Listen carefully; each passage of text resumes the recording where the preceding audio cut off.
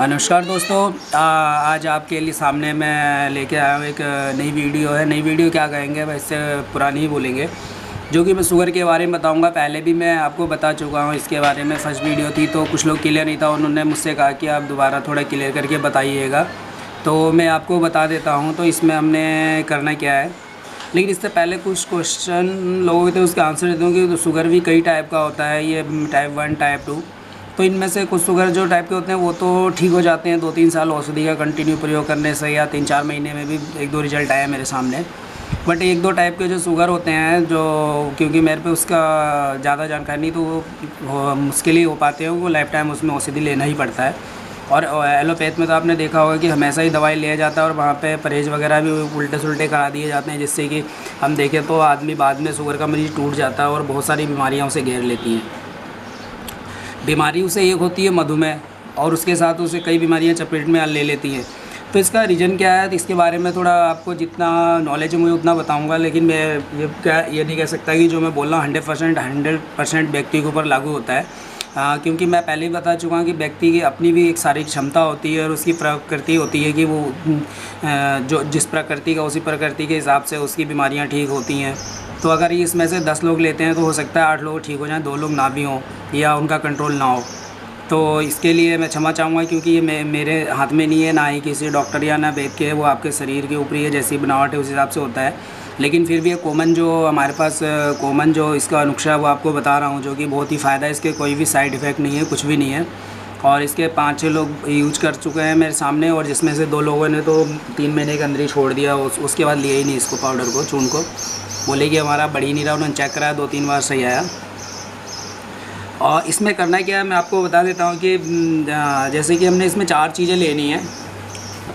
पहला, आपको पता ही है सबको कि जामुन गुठली शुगर में दिया जाता है, तो इसके हमने मिक्स करके पाउडर है, तो ये जामुन गुठली है। और जामुन गुठली बाज़ार से लेके बजाय कि सीज़न में आए तो आप कहीं से इकट्ठा करवा लीजिएगा, पेड़ ही नहीं, क्योंकि बाज़ार में पुरानी भी मिलती है जो कि काम नहीं भी कर सकती है। तो इसको एक ये जामुन गुठली है, असली गुठली तो इसे माना जाएगा। लेकिन हम जामुन खाने के बाद ये जामुन के ऊपर की जो ये होती है इसको साफ़ करते हैं, तो ये हमारे पे गुठली बन जाती है। तो आप देख सकते हैं जामुन गुठली हमारे पास है, ये भी मार्केट से ली हुई है, लेकिन इस साल मैं खुद अपना कलेक्शन करवाऊँगा इसका सब। दूसरा हमारे पास मेथी है, जो कि हर कोई जानता है, और रसोई में बड़े आराम से मिल जाएगा, साबुत मेथी। तीसरा है बेलपत्र है। बेलपत्र बोलते जो शिव जी को शिवालय पे चढ़ाया जाता है सोमवार को, वो है शिव बेलपत्र। और ये इस समय हमने सुखा के रख लिया हुआ है, क्योंकि अब इसका ऑफ सीजन हो गया तो इसमें मिलता नहीं है। ये अचानक किसी को ज़रूरत पड़ती है तो फिर ताज़े पत्ते का पाउडर हम नहीं बना सकते, तो इसे छाया में सुखाएगा। चौथा है हमारे पे तेज पत्ता है। तो ये पहचान के लिए मैंने बता दिया, अलग अलग क्षेत्र में इसे अलग अलग नामों से जाना जाता होगा, तो आप लोग इसकी पहचान कर सकते हैं। अब करना है कि हमको कि ये कितनी मात्रा लेनी है वो बता देता हूँ। 200 ग्राम आपको जामुन गुठली लेनी है, 200 ग्राम जामुन की गुठली लेनी है, और बाकी चीज़ें 150 ग्राम लेनी है। जैसे मेथी 150 ग्राम, मेथी का पाउडर। हाँ, यहाँ पे एक चीज़ बता दूँ, इसकी 200 ग्राम गुठली आप लेंगे तो मतलब इसका पाउडर हमने 200 ग्राम लेना है, और एक कोशिश करना है कि जो इसका बीच वाला हिस्सा हो इसका पाउडर बन जाए, ये जो पत्थर की तरह होता है ये इसका बन जाए। और अगर घर में बनाएंगे तो मिक्सी वगैरह में बन जाता है, हमने 2-3 बार बनाया था, या शुरू में बनाता था। या आप इसे बाहर अगर ज़्यादा मात्रा में बना सकते हैं तो जो मसाले वाली चक्की होती है वहाँ भी पिसवा सकते हैं। तो ये इसका पाउडर 200 ग्राम प्लस मेथी का पाउडर 150 ग्राम, तो ये सूखे बेलपत्र का पाउडर 150 ग्राम, और तेज़ पत्ते का पाउडर 150 ग्राम।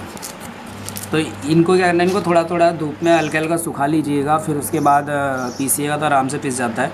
तो इन सबको मिलाना है, मिला के एक पाउडर बन जाएगा, जैसा कि मेरे पे रेडीमेड बना पड़ा है, आपको दिखा दूँ। ये इसी का पाउडर इन चारों चीज़ों का बना हुआ है। तो इसका करना है कि हमने 1 चम्मच सुबह ले लेना है, ताज़े पानी या गुनगुने पानी से ले तो बढ़िया। इसी तरीके से सुबह तो बासी में ले लें, और शाम को भी ले सकते हैं, खाने के आधे घंटे बाद ले लें। तो यह खाने से सबसे बढ़िया रहेगा, इसे खाने से पहले लें, सुबह बासी में, और खाना खाने से आधे घंटे पहले ले लें, तो ये बहुत ही अच्छा आपके लिए फ़ायदेमंद रहता है। और इसका मैंने देखा कि रिज़ल्ट बहुत अच्छा आ रहा है शुगर के मरीजों के लिए। और इसमें कोई भी ऐसा नुकसान वाला पदार्थ नहीं है। अगर आप देखें तो मेथी भी आपकी पाचन शक्ति को बढ़ाएगा, और बेलपत्र वो बीपी भी साथ में, इसमें ब्लड प्रेशर भी आपका कभी हाई नहीं हो सकता अगर आप ये चूर्ण ले रहे हैं, क्योंकि इसमें बेलपत्र कभी बीपी बढ़ने नहीं देता है। तेज पत्ता है तो ये हमारे पेट को साफ़ रखता है और हमारे बहुत सी बीमारियों के काम आता है, जोड़ों के दर्द, गठिया वगैरह उसमें भी काम करता है। तो इस तरीके से आप ले सकते हैं। साथ में आपको मैं एक एडवाइस और दूंगा कि खाने के बाद आप 1 चम्मच, जितने भी शुगर के पेशेंट हैं, रोस्टेड अलसी जो होती है उसको आप ले अपने खाने में तो सही है। उसको क्या है, भूनने का तरीका आपको बता दूं कि सेंधा नमक लीजिए और सेंधा नमक में उसको अलसी को भून लीजिएगा, बाद में आप छलनी से चाल लीजिएगा और उस अलसी को हम पीस करके पाउडर बना के रख सकते हैं और उसको 1-1 चम्मच खाने के बाद ले सकते हैं। और वैसे भी उसके लिए अलग से वीडियो डाल चुका हूँ अलसी का जो गुण है। तो इन्हीं के साथ आप लोगों को मैंने बताया शुगर के लिए एक सिंपल सा घरेलू नुस्खा। आप लोगों से रिक्वेस्ट है कि आप इसे बनाइए और यूज करके बस देखिए, क्योंकि इसमें ज़्यादा खर्चा भी नहीं है और आप इजीली घर पे बना सकते हैं। और ये मेरे पे जैसे आसपास के लोग आ जाते हैं तो मैंने बनाया उनको बोलते हैं आप बना दो, तो बना के दे देता हूँ। और इसके साथ ही आप लोग मेरे चैनल को सब्सक्राइब कर रहे हैं, उसके लिए धन्यवाद। आप लोगों ने शेयर भी किया, उसके लिए भी बहुत बहुत धन्यवाद। और जितनी जानकारी लोगों तक पहुंचेगी पहुंचाते रहिएगा, क्योंकि इसमें सबका भला है, आपका, मेरा और जो बीमार है। क्योंकि मैंने एक चीज़ देखा, जो बीमार होता है वही जानता है कि बीमारी क्या होती है। यहाँ तक मैंने शुगर के कितने लोग मेरे सामने आए, उनकी आंखों से आंसू निकल गए। उनका इतना कहना था कि मन करता है कि हम जहर खा के मर जाएँ या अपने आप को काट लें। तो इसी तरीके से जो बीमार आदमी होता है उसको आप दुख को महसूस करिएगा और जितनी आपको अगर जानकारी अगर आस पड़ोस है तो उन्हें भी आप बताइएगा और निश्चित इससे फ़ायदा होगा।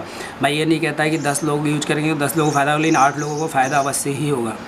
तो इसलिए आप इन चीज़ों को फैलाते रहिए और लोगों को बताते रहिए। ओरल बताइए, चाहे चैनल के माध्यम से बताइए, चाहे आप फ़ोन के माध्यम से बताइए, ग्रुप के माध्यम से बताइए, जैसे व्हाट्सएप ग्रुप वगैरह, तो आप डाल दीजिए पोस्ट, किसी को बता दीजिएगा, तो बहुत ही फ़ायदा होगा। और इसी के लिए आप लोगों का धन्यवाद और आप लोग इसलिए मेरा सहयोग देते रहेंगे, इसके लिए बार बार आपको धन्यवाद और नमस्कार।